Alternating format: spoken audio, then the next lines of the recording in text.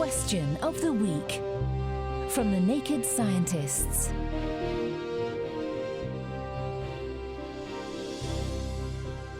Hello and welcome to Question of the Week. This week we're answering a question sent in by listener Simon. He asks, regularly on my car wing mirrors, spiders' webs form. Because of their tiny size, are they well able to cope with my car doing 70 miles an hour, or do some of them get blown away? And when I remove the webs, are they replaced by spiders who are a permanent colony living near my car mirror? Thank you. Good question, Simon. It's a very common sight, certainly here in the UK, to come out to the car in the morning and find the wing mirrors decorated with spider webs. But what is it about the wing mirror that's so irresistible to these spiders?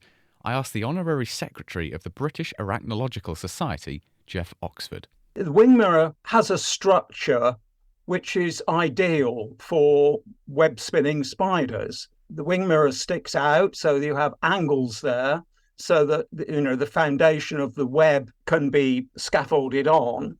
And also, a wing mirror sticks out into the air as the car is driving along.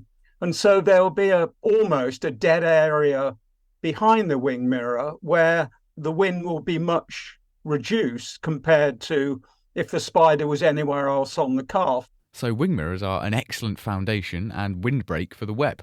But what about the spider? How could it possibly survive such speeds? Well, the spider itself will not be in its web while the car is belting along at 70. The wing mirror housing has a lot of space in it. You've got the mirror itself, but the mirror itself has a gap round it so that you can adjust its gaze, as it were. And so the spider can get round the edge of the mirror itself and into the housing, where there's plenty of room for it to set up home quite happily. There's a thought then. Your wing mirrors are most likely host to a spider or two. But the web itself isn't able to hide, so how does that fare? Silk is a remarkable substance. I mean, it's incredibly elastic, incredibly strong. And what's interesting is that it combines those two properties, honed over millions of years of evolution, so that the web of a spider is incredibly resilient to wind and rain and other forces acting on it. Pretty well then. But were you to remove it, how much of a disservice are you doing to your hitchhiking spider? If you take the web away, or if the web is destroyed because you're going over the speed limit, then the spider will just build another one.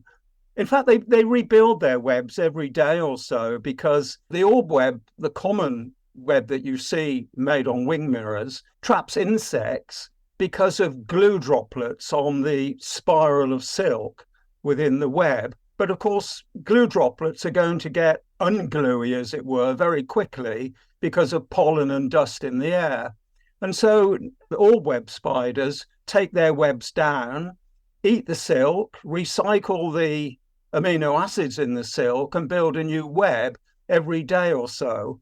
So if we do it for them, they just build another web.